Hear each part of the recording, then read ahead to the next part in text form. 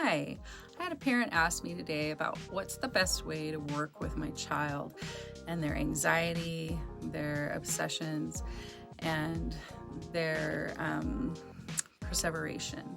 And while this isn't really the answer, the full answer, this is a step to take that could start on a path toward beginning to work with it in a more productive and supportive way for your child. Anxiety can be pretty stressful for both you and your child, and especially challenging because the child doesn't know often how to speak about what it feels like, how to know that maybe that's not the conscious part of them that is speaking, but more of a compulsive part that wants to take over and be in charge. And the child maybe hasn't developed enough coping skills or understanding yet to really know how to work with anxiety in a productive way within themselves. So one of the things that I recommend is you can get some workbooks, or you could even just draw an outline of a body, and you ask the child where, when you feel your anxiety or when you feel those obsessions coming in, or when you feel perseverative, where do you feel that in your body? And allow them to draw on the image where they feel that anxiety inside of them.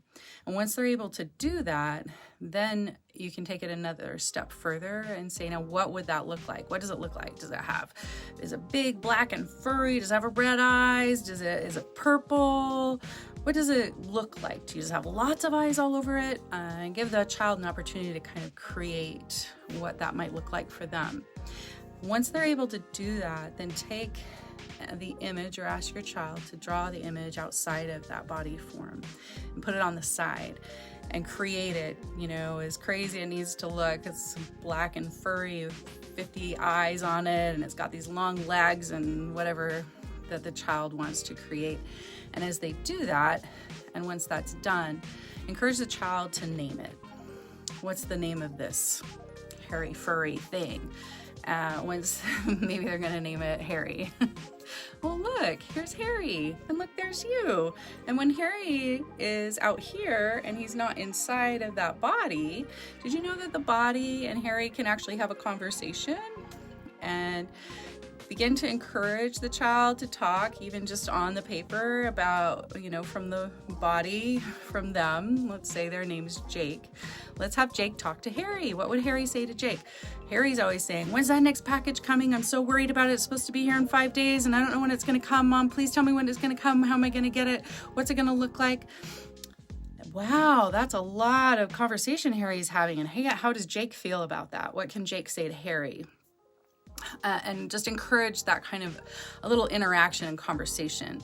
And then the next step would be, if we were to buy a stuffed animal or a doll or something that looked like an item of some kind that looked like Harry, what would that look like?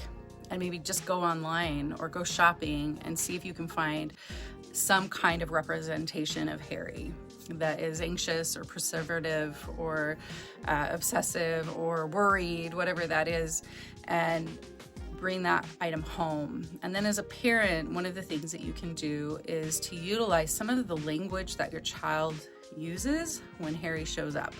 So when Harry shows up with your child, he's obsessing about packages, or he's really worried about A, B, C, D. So being able to then use that stuffed animal or that object or the item that the child has chosen and have it talk to your child. Hey, I'm really stressed out. I want to know when the package is going to come. And have your child, Jake, well, what can you say to Harry? How can you help Harry feel better? And begin this role play conversation about how Jake can talk to Harry to have Harry feel better. And then in the future, as the child runs into perseverative, obsessive, anxious moments, you now have an ability to talk to your child about Harry or about anxiety. Wow, it sounds like Harry's really taking over right now. What could you say to Harry? And this opens up a conversation for the child to begin to learn that that's not always them. I guess it's not always the conscious part of them that's taking over, and that they still have the ability to talk to that part of themselves and help it calm down and find coping strategies that can work. So I hope that was helpful.